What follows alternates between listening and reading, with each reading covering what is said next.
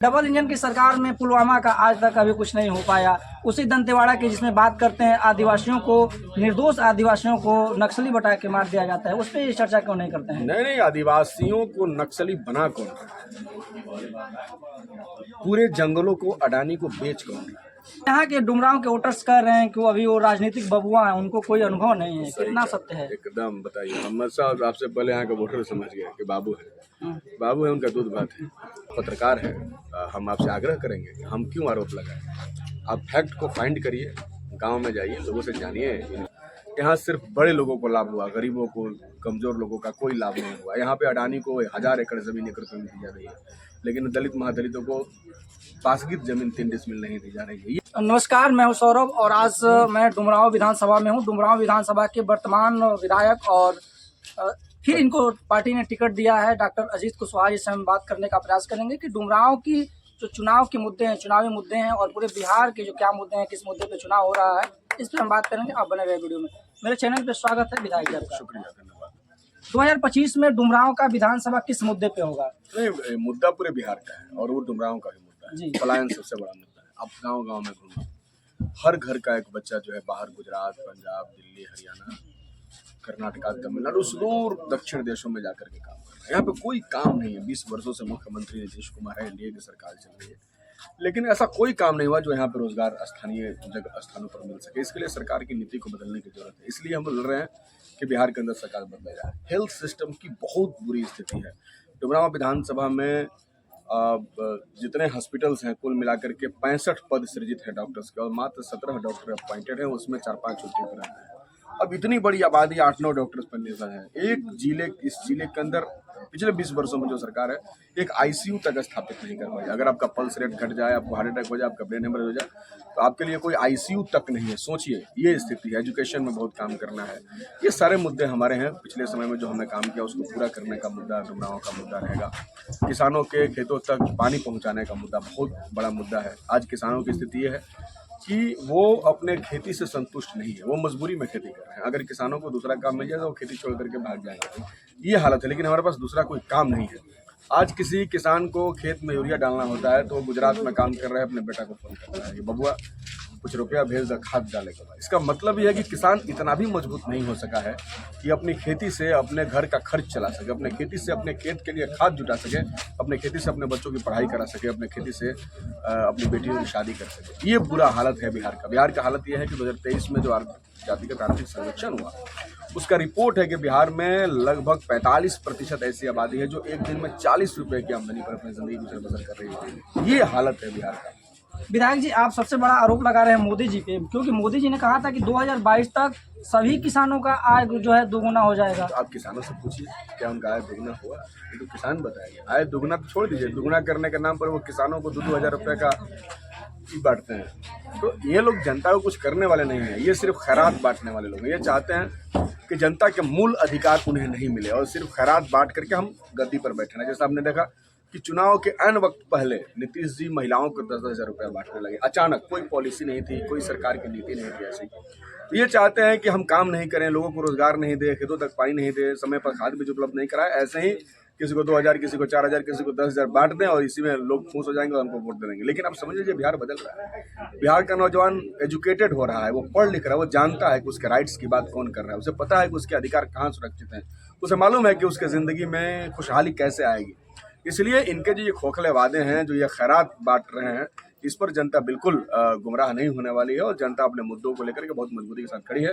वो रोजगार के मुद्दे पर, खेती किसानी और मजदूरी, शिक्षा, इन सब मुद्दों के ऊपर खड़ी रहेगी और इस पर सरकार को बदल करेगी। आप मुद्दे जो बिहार का बता रहे हैं, डुमरांव की बता रहे हैं, जमीनी बता रहे हैं, शिक्षा, रोजगार, किसानों की बात कर रहे हैं, लेकिन जो आपके विपक्षी नेता हैं एनडीए से जिसको टिकट मिला है, राहुल सिंह, वो तो दंतेवाड़ा की बात कर रहे हैं, वो ये छींटे की बात कर रहे हैं, यादवों को बेतुकी बयान दे रहे हैं। उनके लिए आप क्या कहेंगे? अरे भाई, अब उनके बारे में हम क्या कहें? उनके बारे में हम कुछ भी अब नहीं ही कहना चाहते हैं।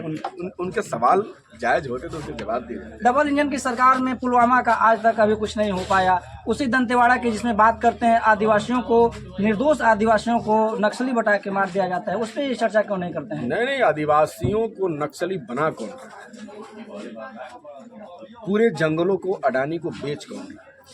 आदिवासियों से उसका जंगल छीन रहे हैं, उसका घर छीन रहे हैं, उनको हथियार उठाने पर अब मजबूर कर रहे हैं और फिर आप तमाशा कर रहे हैं। ये 75 जो लोग मारे गए उसके जिम्मेदार यहाँ की गवर्नमेंट है, यहाँ की सरकार है। यहाँ की सरकार को उनसे बातचीत करना चाहिए, उसका हल करना चाहिए। ऐसे लोगों का गुस्सा नहीं भड़कना चाहिए। हम सब दुखी थे उस घटना को लेकर के, हम सब ने उसको लेकर के शहीदों के पक्ष में हम खड़े हुए थे। ऐसा नहीं, इनको कुछ मालूम नहीं है, बिना मतलब का कुछ से कुछ बोल देते हैं। इनको तो कुछ मालूम ही नहीं है भाई। मैं तो देख के दंग रह गया कि पता नहीं कैसे लोग पॉलिटिक्स में आ जा रहे हैं। अगर ऐसे लोग राजनीति में आएंगे तो फिर तो राजनीति का बंटाधार होने वाला है। यहाँ के डुमरांव के वोटर्स कह रहे हैं कि अभी वो राजनीतिक बबुआ हैं, उनको कोई अनुभव नहीं है। कितना सत्य है? एकदम बताइए। मोहम्मद साहब आपसे पहले यहाँ का वोटर समझ गया कि बाबू है, उनका दूध भात है। आपको क्या लगता है कि आपका जो विरोधी है, प्रतिनिधि जो आपका विपक्ष में है, मजबूत नहीं है? नहीं, विपक्षी को कमजोर नहीं समझा जाता है। आप हाथी और चिट्टी का कहानी जानते हैं? बिल्कुल। इसीलिए लड़ वो नहीं न रहे हैं, वो तो मुखौटा है। लड़ तो हमारे खिलाफ अडानी जी रहे थे। सुरेश यादव जी उसी गांव के रहने वाले हैं। उन्होंने कहा है कि उनके जमीन को ये लोग कब्जा करना चाहते हैं। तो कई सारी बातें हैं, फैक्ट आपको मिलेगा। आप पत्रकार हैं, हम आपसे आग्रह करेंगे कि हम क्यों आरोप लगाएं। आप फैक्ट को फाइंड करिए, गांव में जाइए, लोगों से जानिए इनके चाल चरित्र के बारे में। अब जनता को बताइए कि ये गांव के अंदर इनका क्या व्यवहार है आम जनता के साथ। विधायक जी, आप विधायक रहे हैं 5 साल और पार्टी ने बहुत विश्वास के साथ आपको पुनः टिकट दिया है। अगर जीत जाते हैं और बिहार के युवा जो है, मैं जहां सर्वे कर रहा हूं, जहां ग्राउंड रिपोर्टिंग कर रहा हूं, 90% युवा तेजस्वी की बात कर रहा है। ऐसा क्यों? देखिए, पिछले 5 वर्षों में हम लोगों ने तेजस्वी जी के नेतृत्व में बिहार के अंदर बिहार के मुद्दों पर संघर्ष किया है। सड़क से लेकर सदन तक, रोजगार के सवाल पर, खेती किसानी के सवाल पर। तो नौजवानों को ये उम्मीद है कि तेजस्वी जी के नेतृत्व में जो विपक्ष ने लड़ाई लड़ी है, अगर वो सरकार में आएगी तभी वो कुछ कर सकती है। हम लोग को सरकार में जाने का मौका मिला। 17 महीने में हम लोगों ने नौकरियों के दरवाजे खोल दिए। ये बीजेपी वाले पिछले 20 वर्ष सत्ता में है, कभी भी इन्होंने शिक्षकों के लिए वेतनमान की बात नहीं की। कभी भी इन्होंने उनको अस्थायी नौकरी देने का काम नहीं किया। जब हम गए तो हमारे पास ये आइडिया था, हमने कहा सरकार से जब हम आपके साथ हैं, लेकिन हमारा ये मांग है कि आप जो है सबसे पहले शिक्षकों की बहाली आप शुरू करिए, और भी बीपीएससी के माध्यम से। देखिए, एक रास्ता खुला। ये टेंडर कॉन्ट्रैक्ट पर नौकरियां दे रहे हैं, हम कॉन्ट्रैक्ट की नौकरी खत्म करेंगे, हम पक्की नौकरी देंगे। और तेजस्वी जी ने इस बात को कहा भी है। तो तेजस्वी जी के नेतृत्व में जो पिछला महागठबंधन मजबूती के साथ लड़ा है, उस पूरे महागठबंधन पर जनता को बहुत यकीन है, और जनता इस बार तेजस्वी जी के नेतृत्व में बिहार में सरकार बदलने वाली है। लास्ट में आप डुमरांव की जनता और पूरे बिहार की जनता को क्या मैसेज देना चाहेंगे? यही देना चाहते हैं कि 20 साल खस्ता हाल रहा बिहार का, कुशासन का दौर रहा, जहाँ 45% लोग 40 रुपए की रोज की आमदनी को जिंदा है। ऐसा बिहार इन्होंने बना दिया। यहाँ सिर्फ बड़े लोगों को लाभ हुआ, गरीबों को, कमजोर लोगों का कोई लाभ नहीं हुआ। यहाँ पे अडानी को 1000 एकड़ जमीन एकड़ में दी जा रही है, लेकिन दलित महादलितों को पासगीत जमीन 3 डिसमिल नहीं दी जा रही है। ये बिहार इन्होंने बना के रखा है। इस बिहार को बेबस बना दिया गया, इस बिहार को बदहाल बना दिया, इस बिहार को बर्बाद तहस नहस कर दिया। इस बिहार को सजाना है, संवारना है, बेहतर बनाना है, अपने नौजवानों को वापस बुलाना है बाहर से। इसलिए आप बिहार को बदलिए, महागठबंधन बनाइए। धन्यवाद। आप देख रहे थे द आदि मीडिया। अगर फेसबुक पे देख रहे हैं तो फॉलो कर दीजिए, यूट्यूब पे देख रहे हैं तो सब्सक्राइब करके लाइक कमेंट शेयर कर दीजिए। धन्यवाद।